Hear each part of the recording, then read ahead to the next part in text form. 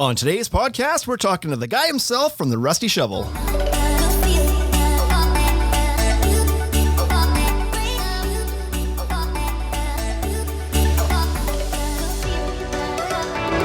This is the Ultimate Deck Podcast. Wade Laurent, Shane Chapman, and Sean Stefan from the Rusty Shovel. This is a dream come true. I bet it is. Yeah, you had a shitty sleep last night, eh? I've only ever really said your name out loud in my head a bunch, but I think it's Stefan. Is that right? Did you say your last name? It's not French. Not Stefan or something? Yeah, no, it's just Stefan. Good. I'm a prairie boy. I didn't know how to say it any It's other not way, very so. exotic, no. Yeah. Sean is the owner of the Rusty Shovel, and we've made mention of the Rusty Shovel, I think, a few times here and there in the podcast because they're another local business in our market that we've become quite close friends with because they operate in the same space as we do, with a similar model as we do. And so there's a lot of synergy there. The models being similar is for sure something we talk about, right? Where we bounce ideas off each other. We're not really competing for the same thing. We're in the backyard, but we have a very similar concept. Yeah, not really. Aside from the fact that like decks are far superior to patios in every aspect. There you go. Get that shot in early. Yeah, they're a great way to get to the patio. They do serve a great purpose that way. It's tough to build a 6 foot tall patio. Not impossible, but sometimes you need a deck to get there. So. Anyway, I think we made a call out on the last episode or something, and we said like we're gonna have to have him on, and sure enough, then like you were a dream come true because the phone rang before we even put that one up online. It was like you just knew that was coming. Well, I listened. I saw your Instagram story, and you were asking for questions, so I just wanted to know how you guys keep up your chiseled good looks, right? Despite all the busy lives that you have. Then you brought the today when you showed up at the store you brought ingredients for our chiseled good looks, right? Here's a dozen donuts and a box of coffee. It's like you got to bring them down to your level. shows up with a take 12 of coffee and 12 donuts. It's like, yeah, Sean, this is October. Our payroll's not supporting this many people right now. It's actually just us. Yeah, it was really just for me, and you could have any donut you wanted, just not the blueberry just one. Not the one blueberry. Yep. Yeah, it's like there's two ways to build the tallest building in town, right? Same as us being your size. It's like, I can lose weight or I can just make these guys bigger. Here we go. So Sean, why don't you tell us a little bit about yourself personally and a little bit about your business, because nobody from Regina actually listens to this. They're all from like Atlanta and Australia. So the New Jersey guys. They don't know much about you. So why don't we start with that? Yeah, so I own a company with my wife called the Rusty Shovel Landscape Shop. We're a local supply shop similar to what you guys do for decking, but just for most of the rest of the yard. So we started the company in 2010. So I was about 25 years old when we started the company, my uncle and I. And then my wife and I bought majority share of the company in 2014 and have continued to operate it ever since. So we started as an irrigation company. My uncle he was a irrigation contractor for 30 some years, sold that company and then needed something to do before retirement. And so got into the supply business for a little bit and kind of grew it to the point where, we can't just shut this down. And so I have a marketing background. I was doing some marketing stuff with my dad out of university. So just a family business, entrepreneurial family, that I was fortunate enough to grow up in and have some opportunities. And so we started as an irrigation company. Then we opened the store. We got into all kinds of different things. We do hardscape materials, so retaining walls, paving stone, some specialty rock, artificial turf, landscape lighting, water features, all kinds of different stuff. And so our model is very similar to yours. We did it first, so I think you probably stole it a little bit. But obviously, for sure. We're like, these guys aren't doing the deck part? Oh yeah, we'll do that. So we deal with probably about just under half of our business is dealing with homeowners that are looking to do their own landscaping. So they want good quality material with some advice to go along with it. So that's what we provide to them. And then the other half is working with contractors that do it professionally. So we don't do any installation services ourselves. We do have an irrigation designer on staff and a landscape designer on staff. So we work a lot with the homeowners to create relationships partners with the guys that can actually build it with the materials that we provide. So just try and provide that full 360 service for the homeowners. Nice. I've always been a fan of your name, the Rusty Shovel. I thought that was a clever little name for the business, but I think the irrigation side at least had a different name at one time.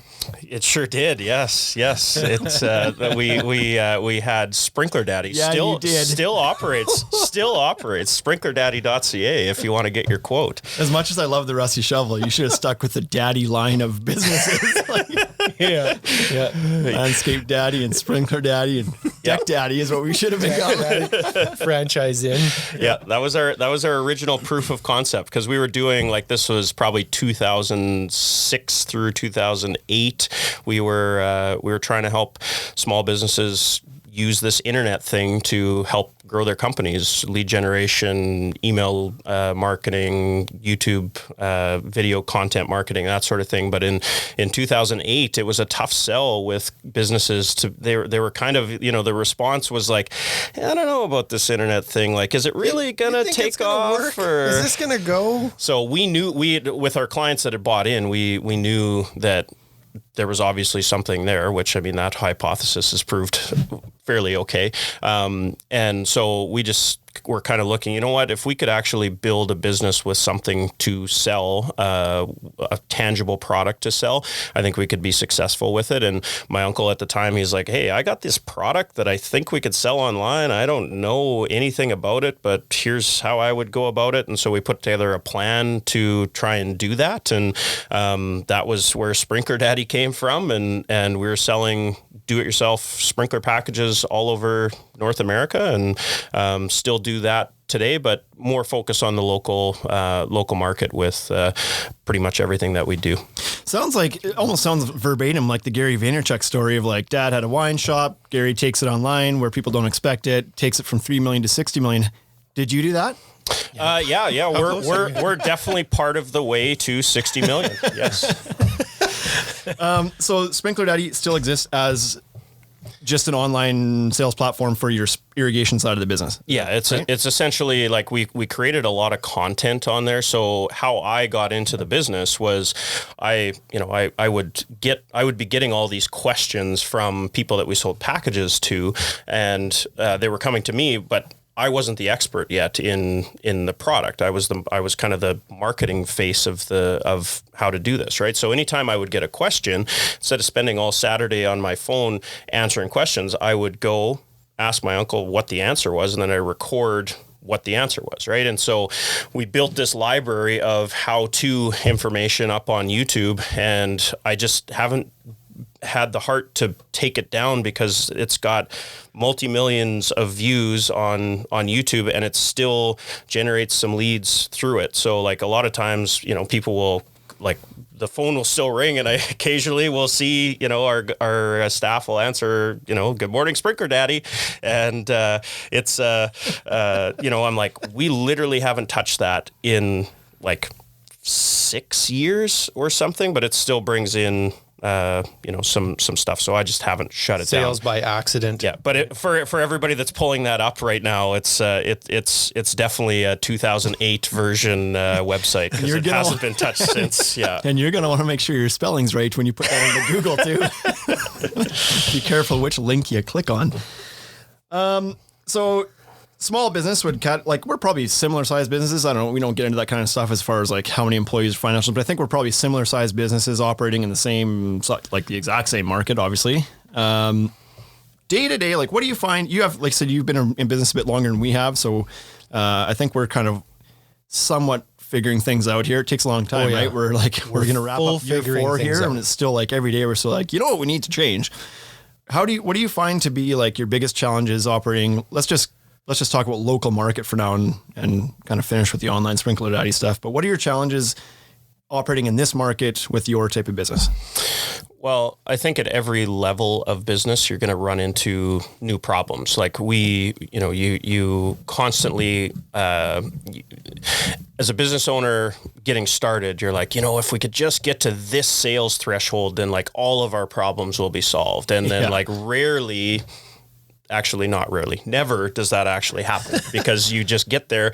There's really not that sense of satisfaction or accomplishment because you always feel like you could have done more, you could have done better, right? So there's new challenges, right? So we've been on a track to double the size of the business in whatever metrics you want to look at as far as revenue or size of staff every 5 years. And so this will be our 10th season in coming up here. And so that comes with new challenges every time. You know, like when I see you guys just grinding away at doing estimates and doing that was literally my life for 7 years, right?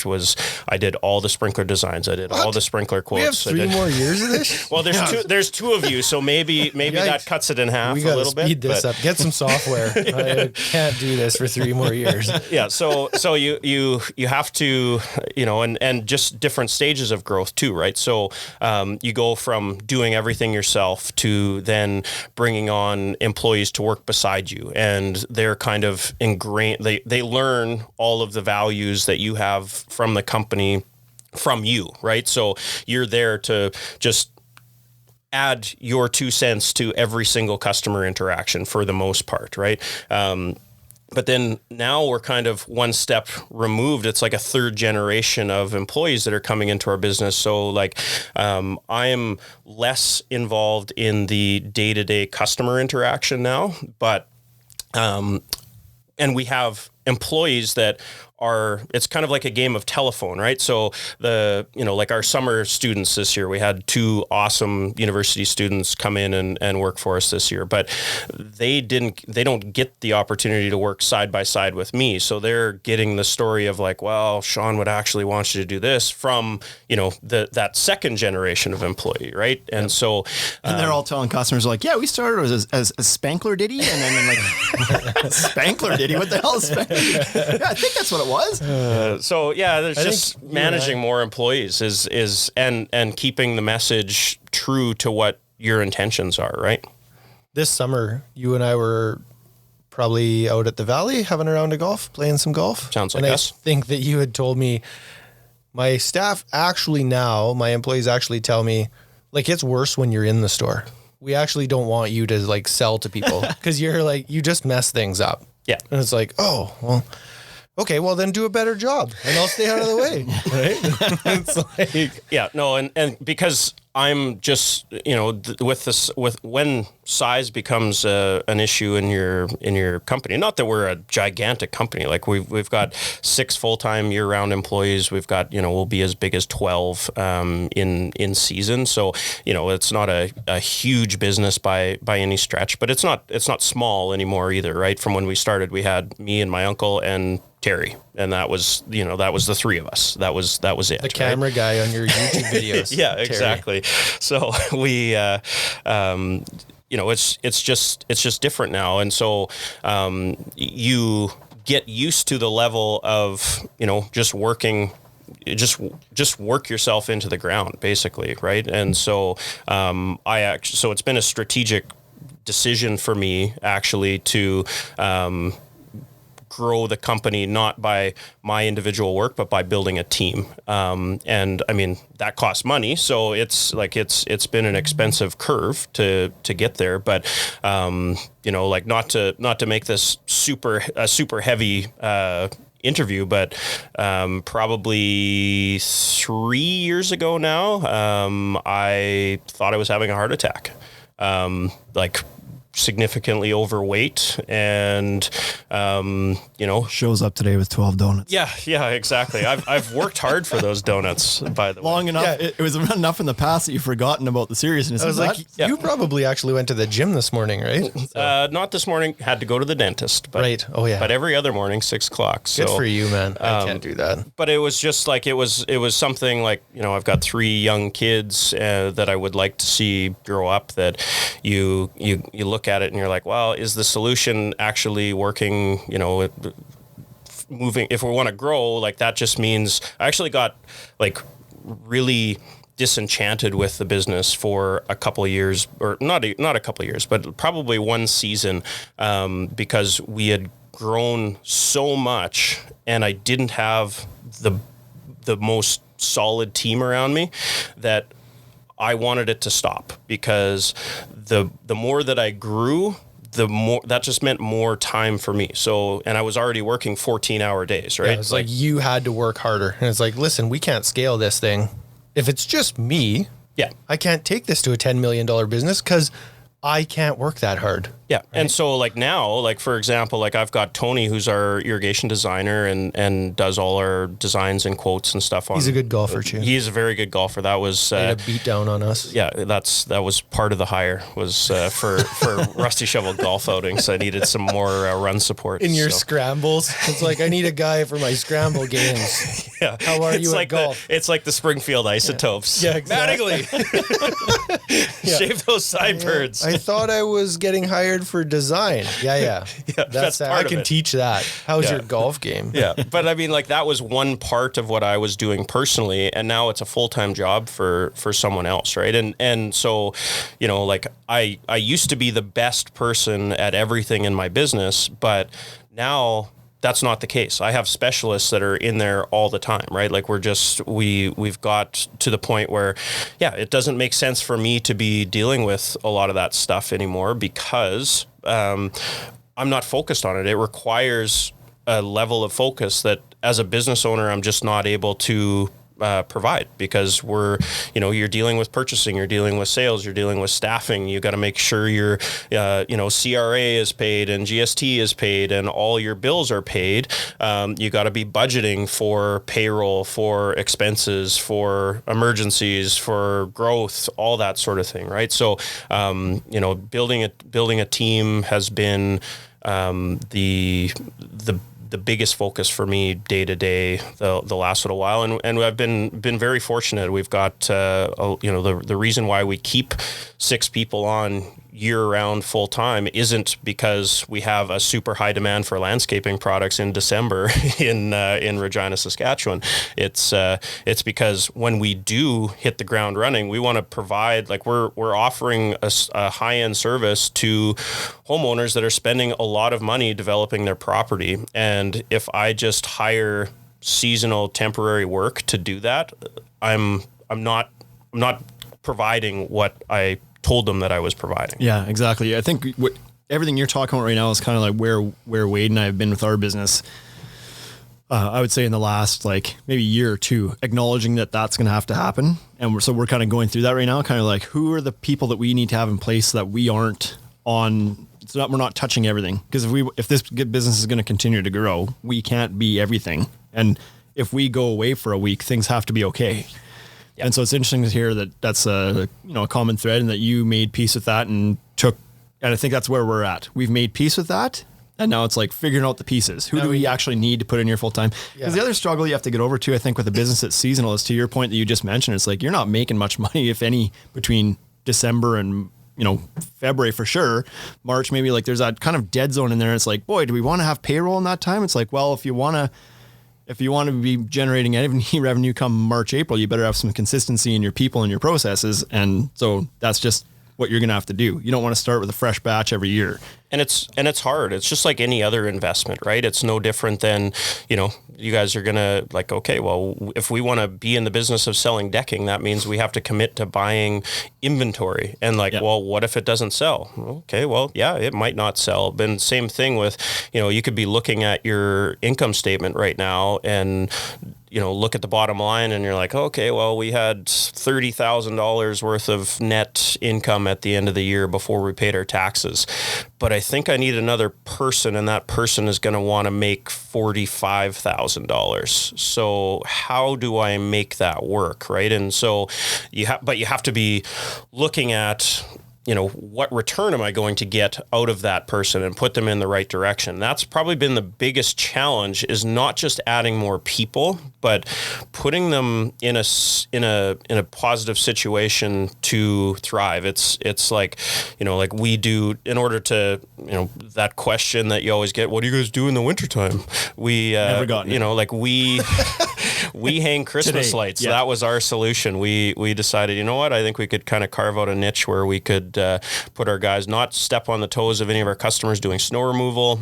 We could put up Christmas lights. And so we do that. It's just a tiny little part of our business that kind of keeps us going through the winter, allows me to, it's a mechanism for me to, makes payroll for another month, and we can, instead of having 4 months down, we have 3 months down, right? Yeah. But talking to some of the guys, it's like, well, last year we had some crews out doing Christmas lights where we had 3 guys on the crew, but it took them as long, you look back at the year before, and we did that job with 2 people in the same amount of time. So like just getting extra bodies on the ship isn't the answer. You actually have to have a purpose for what are they spending their time on, right? So like we made a commitment this year to getting some of those summer students on the floor so that we could have better service on the floor, but it would free up, John does all of our contractor referrals, for example. So it frees him up to work more on those contractor referrals, provide better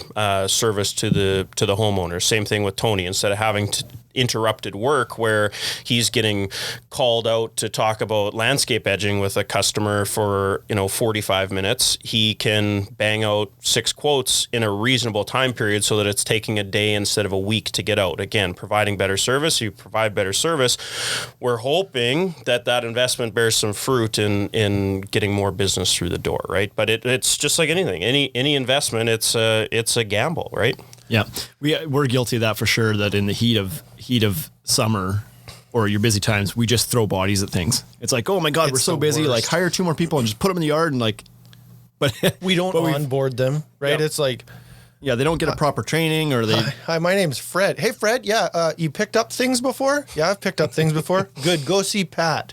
He'll tell you what things to pick up. Where's my time card? Don't worry about that. We'll get that to you later. This deck has to go out. It's like, log it on your phone. wow. Yeah. So all of a sudden you have like all lots. these bodies sitting around, but it's not efficient whatsoever. It's just they're there to do something, and somebody gives them something to do, but everybody else is too busy to actually like spend the time to organize, plan, and be efficient about the bodies you have here. Then I get mad. I walk around the corner and they're standing there with their hands in their pocket. It's like, well, I didn't tell him what to do. I never gave him any instruction. Yeah. I have not given him the environment to succeed in. Yeah. And so he won't. And that's actually a really good thing for business owners to take away is like, if you take the approach that, like this is a Gary Vaynerchuk thing, but like everything that happens in my business is my fault in one way or another, right? So like, yeah, I didn't misquote that customer, but what tools did I give my staff to be able to quote that job properly? Like if they're just doing the most of them, they're like, there's no ill will or intentions, but they're just doing the best that they can with whatever you gave them to work with, right? Correct. So if you gave them a really brutal setup, like they're probably going to do a brutal job, and they're probably doing a better job than they should, right? Yeah. So yeah, we have to we check ourselves on that quite a bit. Maybe because I'm in the Vaynerchuk's in my ears more often than maybe it would be for Wade or whatever. That's more top of mind for me. So I know sometimes there's times where either I'll complain about something or Wade will send me a text, and it's just like he sends it to me in the wrong time. It's like he'll complain about one of our guys or something's going on. And it's like, and I just like right away, like, listen here, this is our fault. Yeah. We didn't give that guy the proper tools. We didn't do this. We did this. We're setting a bad example, blah, blah, blah, blah, blah. And he gets all these texts back, and it's like, you should have sent that to me before I listened to that Vaynerchuk podcast. But I think that's an advantage that we have, is that we do sound these things off of each other. Mm-hmm. And because we're both bipolar, it's like not at the same time, right? But he'll send me a message and be like, I think we need to do this, whatever. Heads in the clouds. And it's like, get your feet back on the ground. Like we're not building a website in June. We're like just trying to get deck packages out, and then I complain about other things, whatever it is. Yeah, and I think like the world that we both live in is we're dealing with a lot of like 97% of our professional contractor customers are owner operators, right? Yep. And so you're like, it's hard because like I said, I've been there. I've been in the weeds, and when you're in the weeds, you can't look at the big picture stuff, right? And so like if you're just trying to get that deck built, or you're trying to get that patio laid, or you're trying to get the sprinkler system in, like you're not thinking about training programs. Like it doesn't work. But like that's where the off season has to come in, because like you do need to be able to take a step back and say like, well, what am I trying to get out of this? And like if you're good, like this is like same thing as, you know, like not to make it all about Gary Vaynerchuk, but like he, you know, he talks about like if you're happy, then like this advice isn't for you. Like if you're good, you're good. Like just like that is awesome. But like if you're complaining about stuff, then take a step back and truly evaluate what you're doing. So if in one breath you're saying, oh, we got so much work, I just can't get to it all. It's just like, it's crazy. I don't know how I'm going to get to it, but I can't hire more employees because I don't have time because I have too much work. And then on the other side, they come out of the season and they're like, oh, I guess I gotta like, hopefully I can get on shutdown at the upgrader so that like I can pay my mortgage. And you're like, well, this is that right there is the most Regina statement of all time. Hopefully I can get on that shutdown at the upgrader. Nobody listening to this has any idea what the hell that meant. Exactly. Yeah. That's great. Mark, if you know what that is, just send us a message. Be like, oh yeah, no, I'm thinking about coming there too. It's such a common thing though. Well, because it is like, you gotta make ends meet. It is 100% a Saskatchewan Regina thing, right? Are you gonna give them the inside joke? It's a gas. It's a gas refinery plant, and every year they shut down for what, 2 weeks? Yeah. 2 weeks, and they just do some maintenance to service this thing. And so again, they just throw bodies at it. Yeah. And so 14 days straight, like 12-hour, 14-hour shifts, and changing out valves and getting paid a lot of money in a short period of time to have no life, but be at the, make your mortgage payments. 100%. And so guys that are getting by day-to-day contracting and don't have a bunch of work lined up, it's like, I'm just going to pause this for 2 weeks and go make some money at the upgrader. And and that's not intended to be a judgment, but it's just like, it's a reality of the industries that we work in, and like our livelihoods are dependent on those guys wanting to grow their businesses, right? And correct. So when they almost all of the customers that we deal with are like one crew. Maybe two crews type of thing, right? And again, if you're happy with where you're at and you're making good money and you can spend time with your family and you found that balance, then like all the more power to you. But like a lot of contractors, they struggle right through like trying to make it, and it's not because they're bad people or anything like that. It's just like they're a lot of it's the E-Myth thing, right? Like a lot of contractors, they become a landscaper because they worked as a landscaper, they got good as a landscaper, and so they started a landscape company, but like nobody is there to hold their hand on like, okay, but CRA is going to want the money that you withheld from your employees at the end of every month, right? And they're not calling you to tell you that you owe that money. They're not they'll send you the interest bill. They're not the loudest, but then they send you the bill, right? And it's like, oh. And then your bank account's frozen. Oh boy! And then that's a big problem. So I guess like just I think even just what we're doing and what we're fortunate enough to have is that like we have like businesses that don't compete against each other, that we can talk about problems with too much inventory or too much staff or not enough staff or delinquent payments or like all of those things. And we can like, I have some answers for you guys when you have issues. They're like, well, yeah, that's a problem. We've dealt with it this way in the past, and it's not 100%, but it's better than where we were, and vice versa, right? So I think with contractors, it tends to be you tend to get a little bit more siloed with where you're at, and it's like entrepreneurship is a lonely place because you can't really like, there's a lot of this stuff like I'm wildly open with my employees, but there's still some things that you can't talk about with anybody, right? And it's the other, like you don't want, like, if you're stressing about being able to make payroll, like, your employees probably aren't the people that you want to be talking to. You can't walk out onto the floor and be like, okay, guys, What's the matter, boss? Well, whoever gets to the bank the fastest gets paid this month. What? I'm going to write them all. Yeah. Right? And then, like, it's a proximity game, I guess. Good luck. Should have chose Connexus over the Royal Bank, I guess.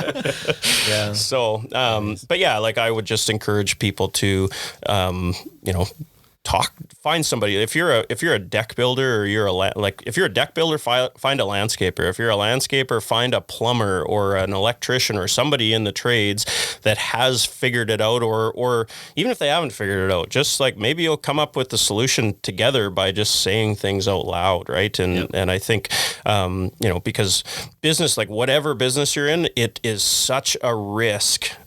And, like, if you're going to make that risk, you should get some rewards. Like, and I don't know if it's just a Saskatchewan thing, or if it's a mentality that goes, throughout the world, but there's two ways to look at success, right? There's people out there that are always going to be, oh, that must be nice, or it's like, hey, you guys are doing a good job for, providing value in our community, taking a huge risk. Like, good for you. You should be doing well for yourself, right? It's like, I don't know why there's this mentality where we want to keep each other down, like, with the donut thing, right? It's like, well, I'm not in shape, so I want Wade Shane not to be in shape, so I gotta shove donuts down there. Don't worry.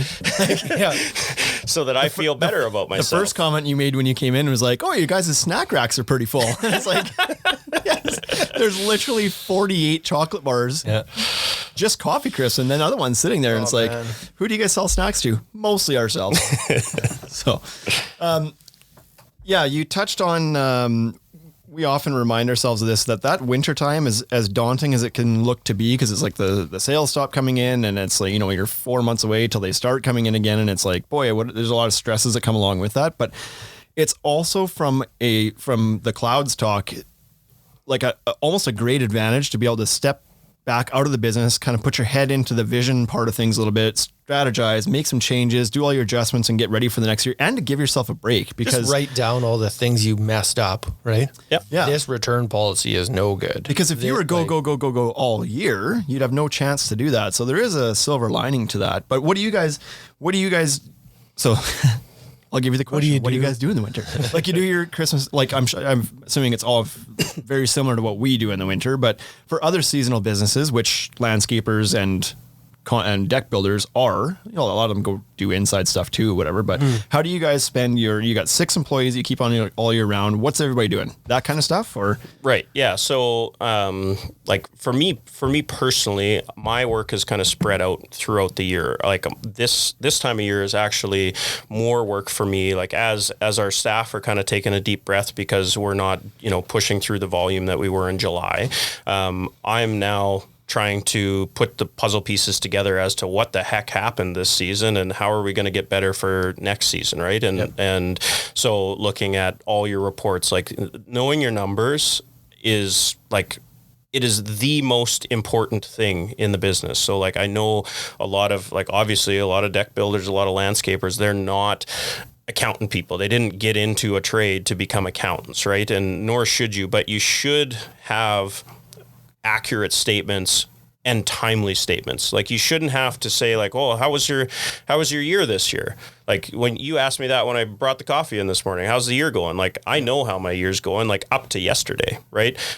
Because it's for the most part pretty real time. But when you look at a lot of companies, and this is just in the trades, I've talked to ad agencies that are the same way. It's like, well, I just got my numbers back for June, and I think it's pretty good. We'll have to see how we did in July, August, and September. And it's like, oh, geez, like, that's a long time ago. But those are over. You can't make any changes at this point. No, exactly. Now you're just waiting to find out how you did? Yeah, so that's what I'm doing, and I get a lot of help with that as far as, like, putting reports together, and then planning for inventory, right? So we do a lot of buying. We go and do some shows. We try and put together purchase plans. A lot of our suppliers, same as you, they're looking for commitments for the spring to be able to get going. So that's what I personally spend a lot of time on.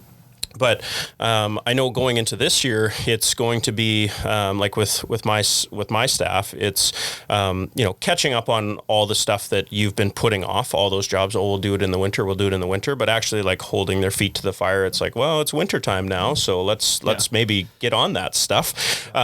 So there's that. But also just like business development stuff. Like that's going to be a key push for us going forward, is just creating new relationships with people and having them know what you do and what you offer. Because I think there are a lot of people out there that like, they want to support local business. They want to support their friends. They want to support good people, and you just kind of got to tell your story a little bit, right? So it's a little bit of like campaigning out there, just to shake enough hands and tell your story to enough people. And so we deploy our team against that, and then we do take downtime as well, right? Like that's the time, like we've got our core season is basically May 1 through, September long weekend, where it's like, oh, you want a week off? Like, how about no? But you want a week in February? Like, how about 2? So there's that gap. So we close the shop from about depending on when we wrap Christmas lights around the 15th of December. Because like if you haven't got your lights up within 10 days of the big day, you're probably not doing it, right? So that's kind of when we wrap up. We'll have a couple days of meetings, and then we just take 2 weeks off. Like we close the shop for 2 weeks. That's the only time, and it's a time when nobody's really expecting you to be around, at least in our business. It's like, well, I wanted to buy a gift card on December 23rd. Well, you can do that online now. So, there's that added convenience, but yeah, just recharge a little bit. Like I think, there's a lot of, Regina's a government town. There's a lot of EDOs that happen, every third Friday for people. And there's a 8 to 4 type of a work day, just go steady Eddie through the year, and that works for some people. But for me and for the people that work for me, like there's an on switch and there's an off switch, right? So like when we go. There's a lot of 10-hour days, 12-hour days that get put in, and then we recharge a little bit on top of that. So it's really like, it's not necessarily, it's because we've looked at all kinds of different revenue options for the winter, and it's just not there for us anyways. Like, do you bring in another product line? Well, now that's more cash outlay, and do you actually get cash ahead, like to make a little bit of profit, but you had to put, to make $1,000 more in profit, but you had to invest $4,000 in inventory. It's not the best way to go about things. So I think it's just about setting the table, getting your systems better for one inside your business, and then also just that business development is a huge piece for sure. Yeah, very similar. Again, probably no surprise that we shut down. Same idea. We worked till basically the Friday before Christmas essentially, and then shut it down for 2 weeks and open Monday after New Year's kind of thing. We just take that 2 week block off too, because you're right. Everybody needs a break. You need to break away from it for a little bit, and that's the most obvious and least revenue detrimental time to do it. Yeah, because like you said, nobody's expecting a deck store or a landscape shop to be open between Christmas and New Year's. Yeah, and as a just from a selfish point of view as a business owner, like, yeah, I could let my guys go. Like, you want to work between Christmas and New Year's, like fill your boots. But for me, as a business owner, like especially with smartphones and all that sort of thing, like you're always connected to your business, right? Yeah. So like if you have employees at work, even if you're not at work, you're thinking about work, right? Absolutely. And so like it's just I think everybody needs that ability to just shut it off, get a reset. And then I find by the time you come out of that break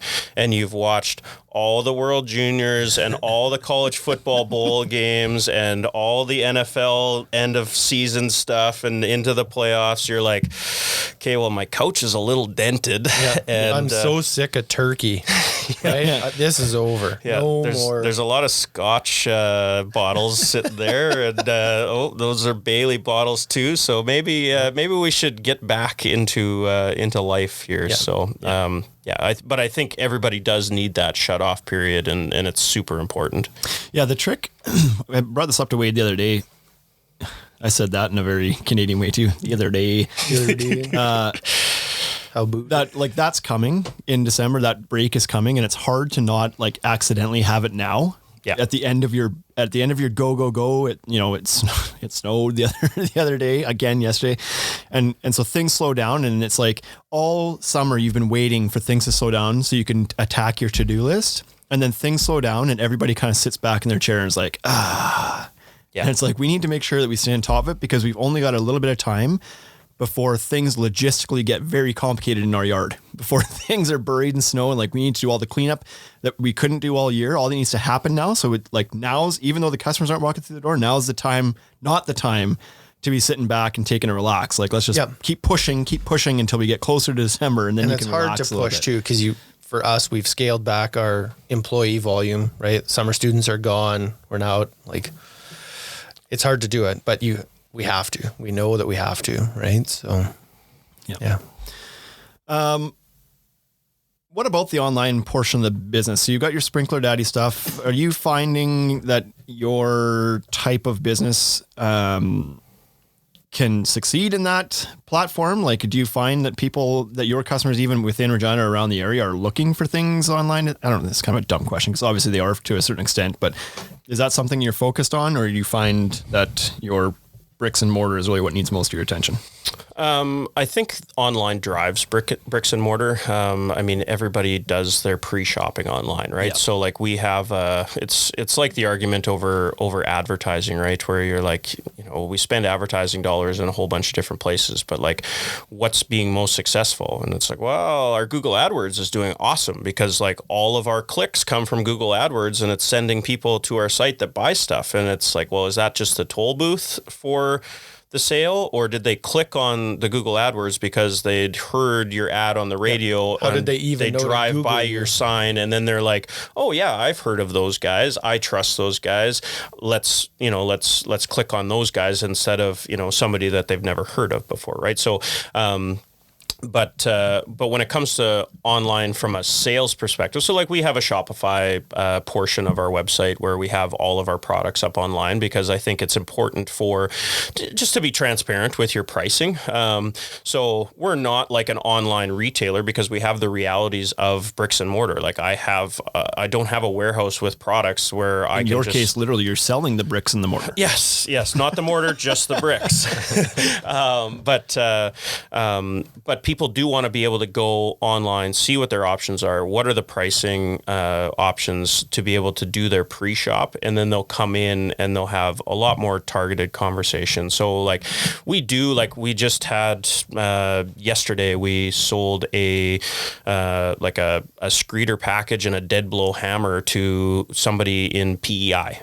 Like that was lovely.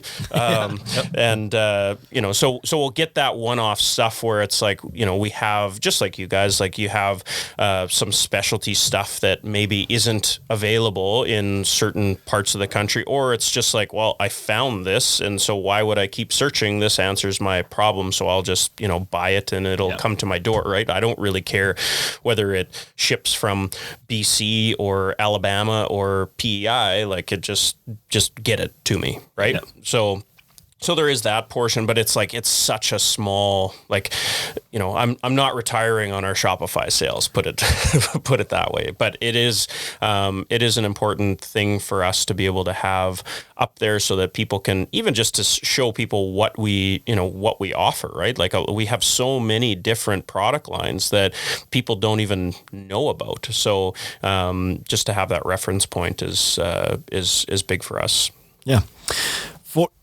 I think that pre-shopping is huge. I think that's So whether it's your retail location or a contractor who has a website that shows their own business, right? People are pre-shopping before they contact you. So Yeah. have your internets good, I think. Yeah, and I think it's like for us, like we try and put as much content out there and personality out there as well, because I think it's, you know, in a world of, you know, online shopping where you can buy products anywhere, I think there is still an element to people want to know who they're buying from. And, you know, like like when I was answering the phone all the time, people would like watch the videos and then they'd call the shop for something and they'd be like, whoa, like you're the guy from the video? It's like, oh yeah, it's just me, my uncle, and Terry. Yep.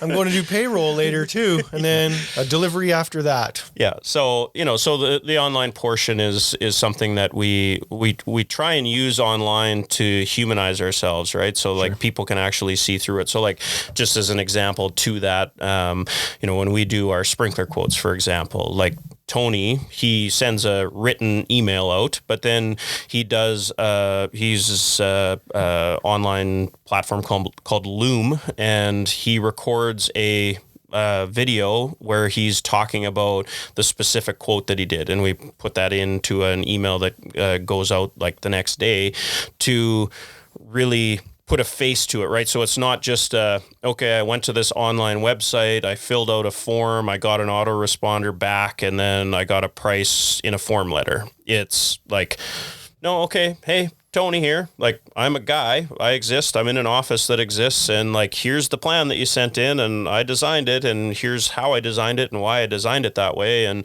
if you have any questions, like I'll answer the phone. If you you call in, it'll be me, Tony. So that's really good. Let's unpack that a little bit. So because you know all of your numbers, what's your success rate since you've started that?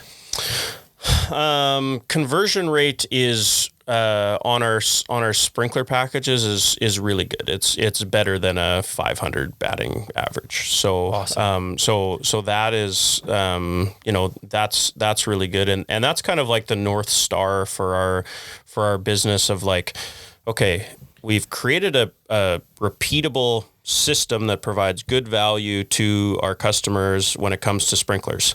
How the heck do we do that for landscape lighting and water features and pavers and retaining wall block and that sort of thing? We do it with our landscape design as well. We have a process for how that stuff all goes through. And actually, Jesse started doing that. We took that model and we applied it to our landscape design as well, right? So we're trying to streamline how Jesse's the only one that knows how to use SketchUp in our business, right? So like that is a defined skill set that only he can do, and he's the bottleneck of.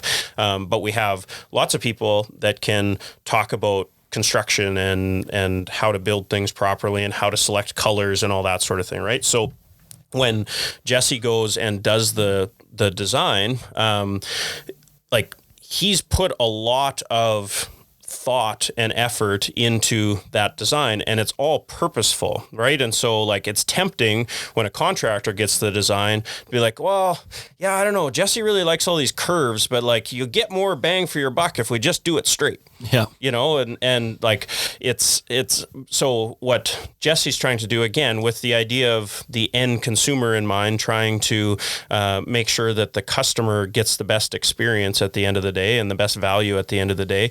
He shoots a video and justifies why he did each thing into the design, right? Because like as professionals, we take a lot of that for granted. It's like, well, of course you want the sight lines out of your kitchen window to be at something good instead of bad, right? And so we've taken that into account. But like if we don't voice that, and the water feature that was perfect, like, was placed to be able to view out the kitchen window while, you know, the husband's doing dishes at night, gets shifted over by 6 feet because it was easier, well, then that just like it destroys everything that went into that design, right? So now Jesse will do that same screenshot video where he will voice over the design and he'll go through all those details, so that, because a lot of times the time horizon again is like 12 to 18 months from, you know, booking your design to actually getting the plan built. Yeah. And so it's like, well,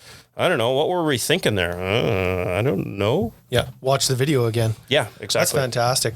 I think, you know, being out in front of that, explaining your estimate early is good rather than send the estimate and then wait for them to make contact, right? Because that could be 6 months. Yeah. Like you could send it and then just poof, gone.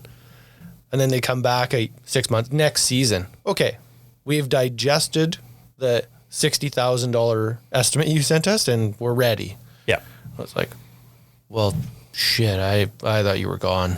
I thought you went you went somewhere else, right? So Yeah. now you try and find it and you try and go through it. So And as something for contractors, like we share this stuff with our contractors too, because a common refrain from contractors is, well, I'm so much better than this guy, but every time I lose it on price to this guy. And it's like, okay, well, how do you present your quotes? Do you just send out an email or do you drop it in the mailbox? Or like, what's your follow-up procedure like, right? And that gets back to, like, evaluate yourself on what you're doing. Like, don't just blame your customer because they didn't buy from you. Like, there was a reason that they bought from you. Like, if you truly do provide, you know, you provided your quote at $52,000 and somebody beat you at $48,000, like it wasn't the $4,000 that was the difference. It was that you didn't give somebody the reason why you're worth the extra $4,000, right? Exactly. And especially in what we do, like there's so many different variables on, like, are you putting in 4 inches or 6 inches of topsoil? Are you doing 10 inches of base or 16 inches of base? Are you doing one type of turf infill or another type of turf infill? Like there's not a whole lot of consultation that goes on in that process. So we try and provide that on behalf of the contractors and have a lot of those conversations so that it is just put a price to this. But it's still your job as a contractor to sell you because you're doing custom work for somebody. And if you truly do provide more value, then you should have a system for portraying that, right? Yeah. So it's like, yeah, okay, we're doing this deck, and the way that we've got it designed is, you know, it's going to cost $60,000, and but I don't have to sell you a $60,000 deck. I'm happy to build you a $20,000 deck or a $5,000 deck. But what I won't do is build you a $60,000 deck for $40,000. Like yes. that is a quick way for me to go out of business. And like, it doesn't matter what warranty is on these deck boards, because I won't be on business to be able to replace them at the end of the day. Right. Yeah. So you want to be able to put something like that in place so that you can say your best practices of like, hey, this is the way that we build things and here's why we build things. So like for our sprinkler quotes, for example, like we know that there's other people that choose to, like there's cheaper ways that we could put our sprinkler packages together to bring the quoted price down.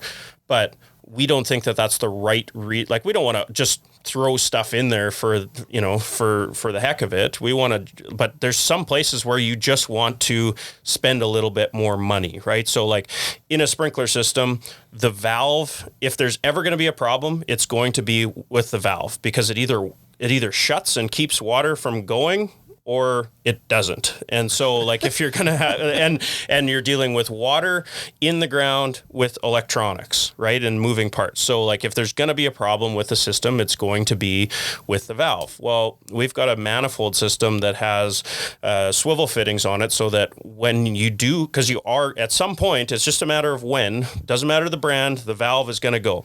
So we create our systems in a way that you can quickly just swivel that apart, pop the valve out, pop a new one in. It's a 5-minute fix, as opposed to the alternate way, which is cheaper up front, is to cut it. You know, you basically just have to cut it all apart. It's just threaded PVC and there's no way to spin off the valve. So you're replacing the whole thing if one piece goes wrong. But like, if I just do that and I don't communicate to the customer why we do that, then like, of course, they're just going to go with the cheapest. Yeah, exactly. Yeah. I find that that's our struggle too. We don't want to build things the cheapest, shittiest way, because because we believe that there's better ways to do things. So we catch ourselves quoting things the way that we think they should be done. Whereas your competition a lot of time is like, they're using a software program that's just going to spit out the lowest, most efficient way to do something, or they don't really care. All they care about is moving the material out of the yard. They don't care about the experience afterwards. So they're just quoting it on bare bones. And so of course our quotes are a lot of times higher. And the odd time we hear from people that actually do their research, they find out and often communicate back to us like, your guys' pricing is great. But for the people who don't do it and they just say like, I got a quote from you and I got a quote from guy X, and like, you're $1,000 more. And we never just be like, not sure why that is. It's like, there's a reason why it's $1,000 more. It's because we did this, right? And if we actually get the quotes together and compare them, it's like amazing if we get that phone call. If we get the phone call that tells us we're $1,000 different, we got the job. Yeah, because you can tell them where that $1,000 is. So that's why I think this, because there's something that what was that software called again? Well, we use Infusionsoft is we like for the video. Oh, for Loom. Yeah. So that's where I think that's amazing. Yeah. Right. Yeah, and they like, it's free software, and they like, I think you can actually get unlimited storage just by referring somebody else to use the software. So like if Shane refers is your plug right here to it, no, it's like, it's no benefit to me, but like you can sign up for it, and then if Wade refers Shane, then Wade now has unlimited storage for videos, right? And time. So it's, there's the value for today's takeaway to this podcast for contractors all over the place. Like, check that out. Yeah. So, to add to the value part of that, if like a lot of contractors don't have, maybe marketing budgets at all, or if they do, it's certainly not to the size of like, a bricks and mortar store like ourselves, that you would have a budget kind of set aside for marketing. A lot of guys are working out of their truck and trailer that are kind of a one-man operation or one crew operation, don't have money set aside for that. They're looking for the most efficient way to get their name out there and win some jobs without spending tons and tons of money. So for them, putting an ad on the radio or TV is not an option. What if you had $5,000? Let's say every contractor should be able to come up with $5,000. Where would you spend that? Just put you on the spot. If you can't, you should find $5,000. Yeah. Steal it from Wade. But in June, it'll be hard in October. He won't miss it in June. He will miss it in December. No, if I would invest in some good quality camera equipment. So, and just for content, because I think, so there's two parts to this. You want to have, if you don't have money, you have time, right? So you have to spend one of those two things. And so if you don't have money to spend, you have to put your time in, and it works best. How do you get to that? I feel like I've got no money and no time. I was like, where did we go wrong? It must be in the next 3 years we come up with one of those. It's just priorities, right? It's whatever you prioritize your time around. So, but like we, your Justin and Greg reference, just to keep this super Saskatchewan, Justin, I talked to him, and he has an awesome video that talks about how to set up a vlogging rig. And like I bought that verbatim, like they've got a Canon Rebel 2 or something like that, and a Rode mic. The Rode mic is huge.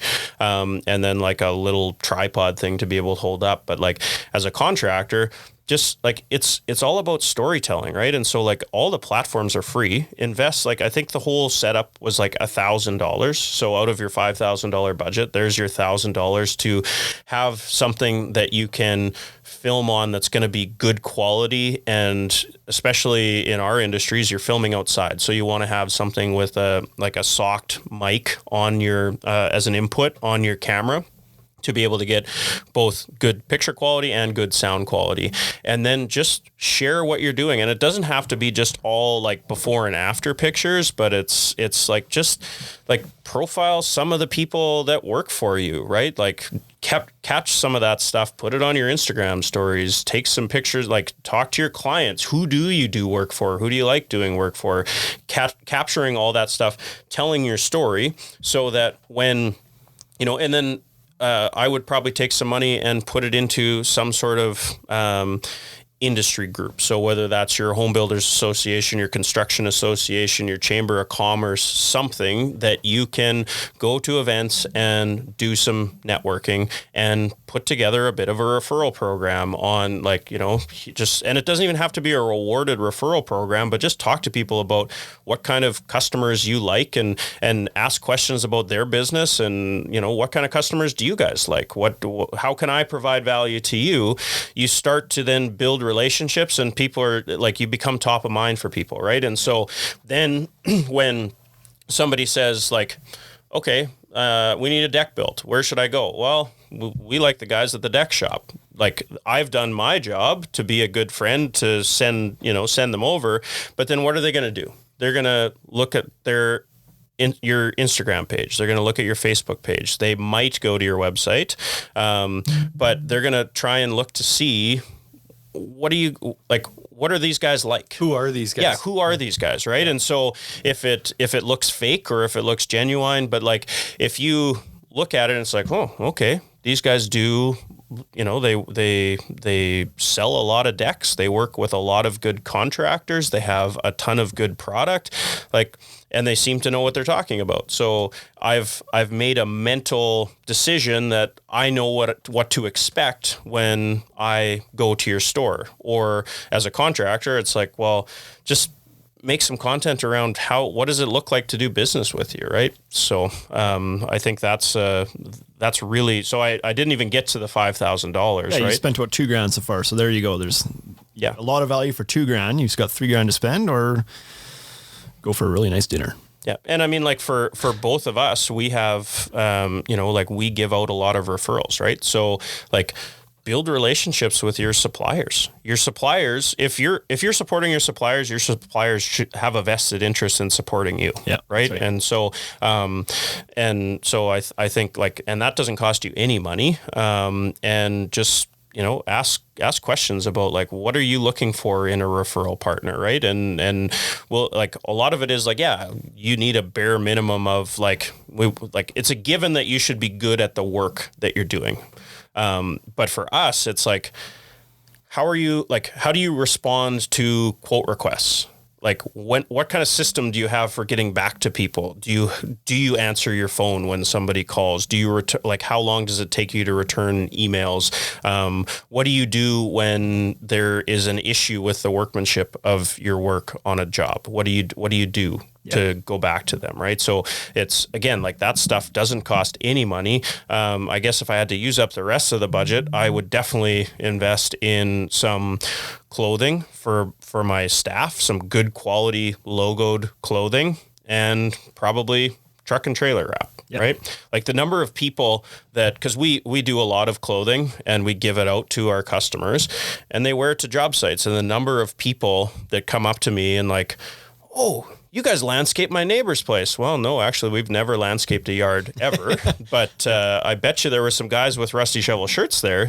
So then when it comes down to like the really nice thing about what we do is that you're doing work in an area where all their neighbors also need the same work done, right? So if you just put T-shirts on your guys that make them look professional, and you have a professional looking trailer and a professional looking truck, like that's pretty much it. That's all you have to do. That's all you have to do, because it's not like a kitchen renovation, right? Where they can't see the finished product. It's like, oh yeah, there was something going on at Shane's house, but I don't know what he was doing. Like, did you guys get some work done? Oh yeah, we did we redid our ensuite. It's like, okay, well, I'm never going to see that. Yeah. So, but with outside stuff, like everybody sees that, right? And you don't even have, you don't have to clean up before you invite people over to look at it. Like they could just walk by and take a peek at it. So, that is your marketing right there as a trades person for sure. Yeah. It doesn't need to be complicated. It's just like common sense stuff that take care of your housework, answer the phone and answer some emails and be respectful and polite. And but I think it's good too, because a lot of for years and years and years, the solution to avoiding a bad experience has been to to get 3 quotes or whatever, right? That's what everybody tells somebody, like, oh, you got a bad contractor. Well, did you check with, like, did you just hire the first guy? Did you hire the lowest bid? Like, you should have got 3 quotes and got a feel for people or whatever. And it's like, I feel like that's maybe people don't really want to do that. So they'll do it if they have to, if they're out of fear. It's like, oh, I better get 3 quotes in case this guy's like screwing me on price or, you know, whatever. But a lot of people, like, you might be able to convince somebody to not go down that path if they've learned enough about you before they have to make that phone call. Anyway, through, like you said, your Instagram and your Facebook, if they get a chance to know you beforehand, you've eliminated, like, they're not inviting a stranger into their home and learning everything about them in 20 minutes. They've already done the research. They already know if they're comfortable with you. They've seen your work. Like, you can get rid of so much of that building rapport and trust before you've ever even picked up the phone with that person by having your personality out there and your processes out there, and they know what to expect before. And maybe then they don't even want to get 3 quotes. Maybe it's like, I've been watching this guy on Instagram for 10 months. Like, I know I want to work with him already. I don't need to screw around here. Like, he's the guy. And I like his personality. I like his crew. The people that he works for seem great. Like, their projects always look like they go really well. I've seen some, you know, non-phony testimonials from their customers. Show like, some I already mistakes know too, right? If you show a couple mistakes and people know that they know that you make them. It's like, well, that's okay. The guy makes a couple mistakes, but he remedied it, and so now I trust him. How did you deal with it? Yeah, that's a big thing for us. Like, when I talk about, you know, we deal with manufactured product all the time, right? And so there's literally every manufacturer is going to have problems. It's like, yeah, you want to work with the ones that have less problems, but like everyone, it doesn't matter which one you deal with, they're all going to have problems. I want to deal with the ones that deal with their problems in the best way. Exactly. Like, if there's a pump that fails, do I have to do a site visit, fill out 7 pages of paperwork, get you a serial number? Or is it just like, yeah, we did this check. We know it was purchased here. Here's what the customer told us, and now it doesn't work. It's like, yeah, okay, do you have one on your shelf, or do you need me to ship you one? Yep. So that replacement. And so people do want to know that. And I think with contractors, it is just being more human about like who you are, what you do, and how you do it. I think that's a huge part of, and it'll give you the benefit of the doubt. Like, it might not make you more money per se, because like, if you are in that situation where you have one crew, like, that one crew can only produce so much work, but it can get you working. Like, for our guys, for example, like, you know, there's lots of people that are like, oh man, if I could just put in water features, or if I could just put in sprinklers, or if I could just do patios, like, that would be my lifelong dream. I would be so happy. But it's like, well, but this week you're doing a fence, and, you know, this week you're bobcatting a bunch of rock around. Like, that as a craftsperson, like, that doesn't obviously get you super jazzed up about being on the job site, right? Yeah. And so, like, if you have people that, because they have, you know, they met you at the home show and they got along with you well, and they liked your quote presentation and the fact that you returned their call, and they've seen that wasn't just a charade that you put on for them, but they can see that that's just who you are online. They see your personality coming through, and they've made the decision that, yeah, that's who I want to work with. So that when you tell them that, yeah, I know that it's April and you want this done in May, but the person that talked to me in February is the one getting it done in May, but I do have a spot in August. That's the person that's going to wait for you to be able to do the work that you want to do at the price that you want to do it for, right? That's fair. So I think that's the thing, that's the benefit that you get from doing that stuff. You're like, I'm the sprinkler daddy, not the sprinkler boy. You're going to have to wait till August. That's funny. The gift that just keeps full circle. Yeah. That's there it is. We're at 1 hour and 7 minutes. We've been crushing it on this one. I feel like we could probably do this for another 3 hours. Any other touch points that we want to get to before we close this off? You have any questions for us the other way? Turn it back around, or Wade, you got anything you've been sitting on the whole time? No, that was it. I was just waiting. Just well done. Just the sprinkler daddy joke. That was it. I was holding that out of your system. Yeah. Good. Nothing else. Well, Sean, I appreciate you coming on and spending some time with us Did he today. say no? I don't know. He didn't jump on the mic to get a question. Shane didn't want to answer the It tough was like, questions. do you have any questions? Okay, well, play off music. Boom. Yeah, this is like a federal debate here. Yeah, that's right. Yeah, let's steer clear of that. No, Okay. that's good. Thank you guys for having me on. Like I just love talking about this stuff, and I think you guys are doing a pretty cool thing here, and I'm just honored to be a part of it. And the fact that you have the Rusty Shovel mug in behind you on the YouTube show, It's a nice mug. It's it just warms my heart. So thank you guys. Like you said, it's a lonely place, right? So good to have friends. Yeah, that's right. And I think these kind of conversations, we should probably make a point of having these more often. Getting like not on the mics, I mean, like you and I and Wade and whoever should get out and just kind of like Absolutely. just help each other along a little bit better. There's groups out there that do that all the time that I know you're a part of and we've been a part of a little bit, but we haven't done it together much, so we should do that. Anyway, thanks for tuning in. Until next week, people, take care.